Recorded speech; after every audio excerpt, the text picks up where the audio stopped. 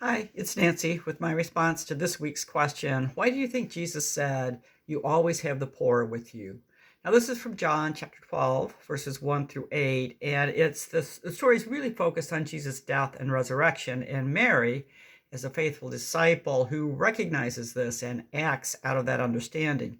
But this statement, "You always have the poor with you," can get misused. Sometimes it's translated with the word will put in there, right? You will always have the poor with you.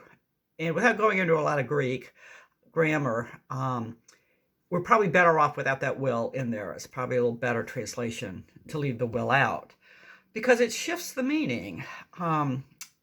Sometimes with that, people treat this statement as if it's prescriptive. If Jesus is saying, you poor people are inevitable, that's the way it always going to be poor people. And it gets used sometimes then to deprioritize solidarity with the poor, working with the poor.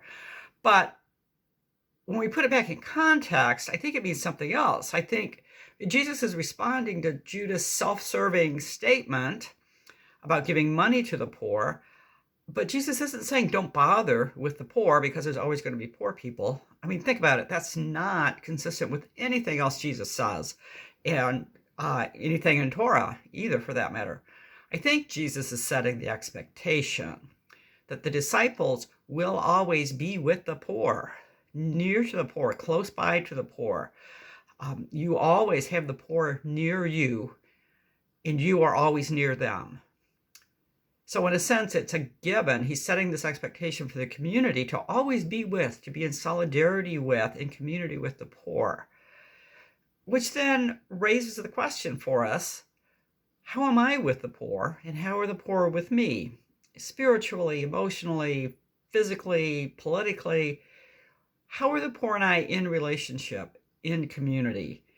Now, I'm not saying this to make you feel guilty about things, but Lent really is a time to kind of reflect and reconsider and think about things. And so you and I might want to think about this. How are we with the poor? And maybe think about one way that we can be with the poor. So thank you for listening. I'd be really interested to know what you think in response to this. So get in touch, leave a comment on some of our social media, come to one of the online small groups or the drop-in time and let us know what you think about this. We'd love to talk to you about it.